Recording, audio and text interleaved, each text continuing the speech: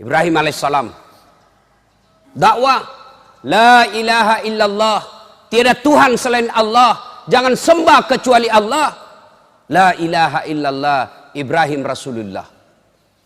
Tapi bagaimana reaksi pengusaha pada penguasa pada saat itu? Ini ajaran Ibrahim, ajaran sesat. Tangkap dia, kejar, tangkap. Masih ingat kisahnya Ibrahim?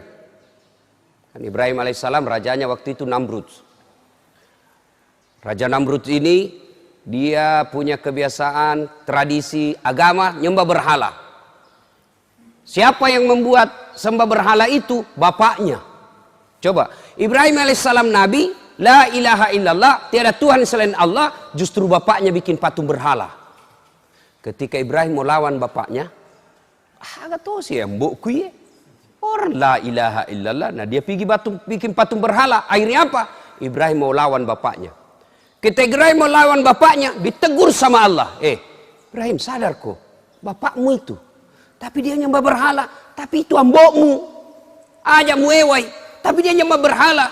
Allah berfirman, lebih baik kau yang mengalah. Kau yang keluar dari desamu. Jangan kau lawan bapakmu. Dengar baik-baik ini anak muda.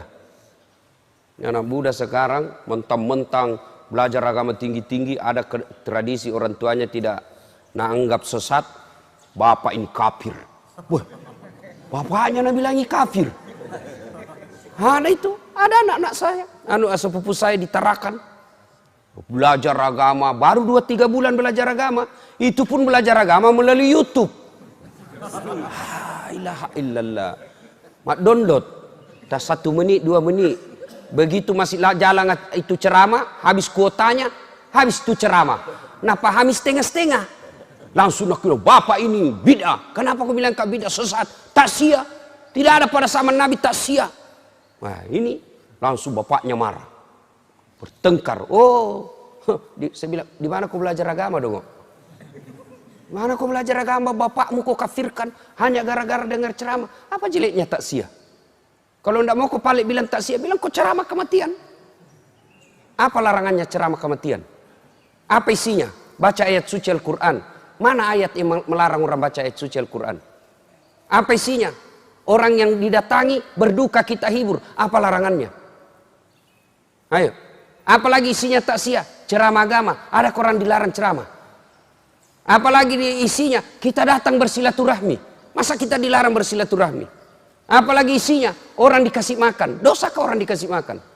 Kalau ada orang bilang, dilarang merepotkan, bikin susah orang berduka. Cocok, setuju. Jangan menyusahkan orang berduka. Setuju. Mana disebut menyusahkan orang berduka? Bapak dikasih teh gelas, bapak minta teh botol. Itu bikin susah orang itu. Dikasih air gelas, nah bilang kopi mix kasih kak. Itu bikin repot itu. Tapi ini orang sudah mampu ji. Lagi pula itu di Makassar saya lihat bukan lagi tuan rumah yang sediakan kue, tapi orang-orang tamu, ada yang bawa roti gulung, ada yang bawa teh, ada yang bawa kue tradisional. Lalu apa salahnya kita bersedekah? Kalau judulnya takziah kau tidak mau bilang ceramah takziah, sudah bilang saja pengajian atas berdukanya meninggalnya ini. Sudah. Sama maulid bid'ah, tidak ada pada zaman Nabi. Cocok. Kalau tidak mau kepalik lagi pakai istilah maulid, pakai saja sirah nabawiyah, ceramah tentang Nabi. Apa salahnya bos? Adabnya Ibrahim alaihissalam, tegur sama Allah. Bapaknya nyembah berhala namanya Azar, bikin patung. Ibrahim mau ribut. Sadar kau Ibrahim, ambokmu ya tuh, ajak muewai. Kau yang keluar dari desamu. Coba. Begitu kita wajib menghormati orang tua. Jadi bapak-bapak yang masih ada orang tuanya pulang kampung lalu ketemu. Jangan lagi bilang, masoli ongko soe. La ilaha illallah. Anak pacilakana. Pernah itu hitung-hitung orang tua tak? Pernah itu hitung-hitung orang tua tak waktu tak nak kasih sekolah ki? Andai saja bisa nak jual harga dirinya, nak jual dirinya untuk kita sekolah. Masa gara-gara sewa pesawat kita berpikir? Siti Najani itu yubalikan ngagaga untuk tomat-tomat. Siti Naja sangat sepantasnya kita jual kita punya harta untuk membahagiakan orang tua. Ini anak-anak nih, anak-anak sekolah. Kita ini juga orang tua. Nih bapak-bapak, muliakan orang tua. Biasanya bapak-bapak tidak muliakan orang tua karena takut sama istrinya. Saya bilang sama istriku, boleh kau marah sama saya, boleh kau maki-maki saya, boleh kau lempar kepalaku, yang penting tidak kena. Toh, satu yang tidak boleh, jangan lalu kau atur-atur ke soal orang tuaku. Jangan pernah saya dengar kau menyakiti perasaan orang tuaku. Begitu saya dengar kau sakiti perasaan orang tuaku, wabillahi taufiq wal hidayah. Toh, belum tentu kita jodoh sampai ajal. Tapi yang namanya orang tua tidak ada istilah bekas. Belajar dari Ibrahim alaihissalam. Nah, lanjut kisah. Ibrahim alaihissalam akhirnya Raja Namrud pergi berburu. Ibrahim alaihissalam pergi berburu. Raja Namrud pergi berburu. Raja Ibrahim masuk di, ya kayak tong kira-kira kalau kita orang Islam, masjidnya. Rumah berhalanya Raja Namrud. Dia hancurkan semua itu berhala-berhala. Ambil kampak, nawasai manang pak. Pak, nak cepuk kepalanya, pak, nak hancurkan kakinya, nak patahkan lehernya. Satu nak tinggal. Itu berhalanya Namrud yang paling besar, berdiri dan kebetulan tangannya begini. Wah, itu Ibrahim kampaknya nak simpan di tangannya Raja Namrud. Naikai. Itu kampak, wase, naikai di tangannya. Datang Raja Namrud berburu. Masuk rumah ibadahnya, wih kaget, wih ini mana yang Tuhan tak kasih, ini mana yang tak kasih Tuhan, siapa yang hancurkan Tuhan kita, siapa yang hancurkan kepalanya, sebarkan intel. Oh ternyata informasi tahu Ibrahim yang lakukan. Ibrahim sidang, di sidang, lalu dinyatakan Ibrahim menurut penelitian dan pemeriksaan kamu yang hancurkan Tuhan kami. Nah bilang Ibrahim, siapa bilang? Bukan saya, kandalakah kalau saya? Tentu dalam hadis tidak ada bilang kandal, dalam cerita tidak ada bilang kandala. Tahu aja enggak? Bukan saya. Apa kata Ibrahim? Bukan saya, ini. Nah ini boleh tulis namanya ini. Nah bilang bukan saya, ini. Kata ininya, ini menunjuk dirinya, meskipun tangannya menunjuk patung. Bukan saya, ini. Nah ini boleh tulis namanya ini. Saya itu tulis itu kan perlu bersayap dia kalau berbicara. Kenapa kau terlambat? Tidak terlambat, kau yang cepat datang.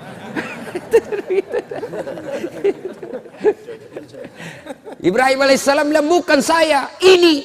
Wah sudah, tidak perlu. Dia bilang, siapa tahu dia? Kenapa kau bilang? Siapa tahu cemburu. Nah dia banyak Tuhannya, saingannya, nah habis ini. Tidak mau kalau banyak saingannya, nah bukan semua. Lah bilang Raja Namrud, Ibrahim gila kok. Semua apa? Mana bisa ini goyang? Tidak bisa goyang, tidak bisa ngapa-ngapain. Kenapa paling kau sembah? Yang gila saya atau kamu? Oh tambah marah. Ada tuh cerita soal gila-gila ini, cerita warung kopi. Cerita warung kopi gini. Ada satu komplek orang kaya semua di dalam. Orang-orang sibuk. Ini Pak Doja tiba-tiba bikin geger satu komplek. Kenapa? Dia azan jam 9 pagi. Jam 9 pagi dia azan. Allahu Akbar, Allahu Akbar. Geger semua satu kampung. Jam berapa? Azan apa ini Pak Ustaz ini? Gila-gila ini Pak Ustaz ini. Duhur bukan, asar bukan, datang satu komplek. Dipimpin ketua RT-nya. Marah-marah itu ketua RT. Mau ini nak kasih berhenti. Tidak bisa, sudah nak kunci semua ini Pak Doja ini. Tidak bisa masuk. Terpaksa azan sampai habis. Ini Pak Doja ketawa-ketawa azan. Dan lihat, wih banyaknya datang ini. Keluar Nabi bilang ke RT, gila-gila kau Andai kau bukan ustaz, ku lapor kau di polisi. Meresahkan masyarakat. Kenapa ya Pak? Nabi bilang, kau azan apa ini? Subuh bukan, duhur bukan, asar bukan. Kau asar apa? Oh, gila ini. Bilang begini Pak. Saya azan subuh tidak datang Ki. Saya azan asar tidak datang Ki. Giliran saya asar jam 9, azan jam 9 baru Ki datang semua. Yang gila saya atau kamu? Ini cerita warung kopi ya. Jangan sampai kita praktek lagi di sini. Hai Bapak saudara-saudara sekalian, akhirnya Raja Namrud bikin keputusan hukum. Ibrahim harus dibunuh dan dibakar di lapangan untuk jadi pelajaran buat orang lain supaya dia tidak ulang. Dikumpullah api, menyala besar. Lalu Ibrahim alaihissalam diikat, dilempar masuk ke dalam bara api. Dilemparnya tidak pakai tapi dipateki, ketapel. Kan besar sekali tuh api, jadi siapa yang dekat kepanasan, dipatek Pak, dikasih masuk. Tahu kak patek tuh? Ketapel, tahu? Tuh patek. Waktu dulu SMP patek-patek, dibikin dari apa itu? Pakai kayu begini, dikasih karet, baru kita kasih bengkok itu kasih bentuk paku, baru dipatek mangganya orang. Bah! Jatuh, pas jatuh nak kejar yang punya. Masa lalu, tapi sudah meminta maaf. Nah, ibu bapak, saudara-saudara sekalian, dibakarlah Ibrahim dalam api yang sangat besar. Ibu-ibu, bapak-bapak, kalau manusia dibakar dalam api, hidup atau mati? Hidup atau mati? Pasti mati menurut hukum biologi. Tapi kalau Allah yang berkehendak, Ibrahim dibakar dalam api yang sangat besar, tidak mati, malah keluar kedinginan. Al-Quran menjelaskan, Allah perintahkan, kuni api, dingin kau, selamatkan Ibrahim alaihi salam. Dia bilang Quran, dingin dan selamatkan Ibrahim. Andai saja tidak ada kata selamat, membeku Ibrahim. Dingin, selamatkan Ibrahim alaihi salam. Keluar Ibrahim, dibakar. Orang sudah bilang, cik dako, mati nako.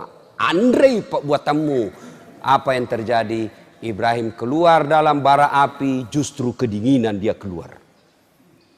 Coba, tidak masuk di akal. Kalau Allah yang mau, pasti. Nonton coba-coba ini ayat Pak.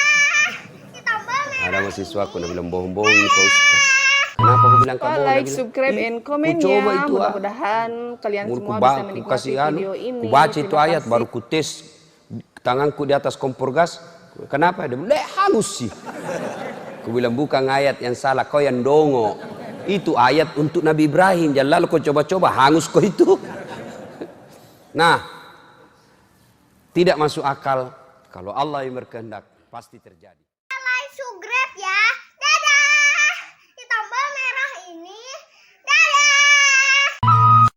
Like, subscribe, and comment ya. Mudah-mudahan kalian semua bisa menikmati video ini. Terima kasih.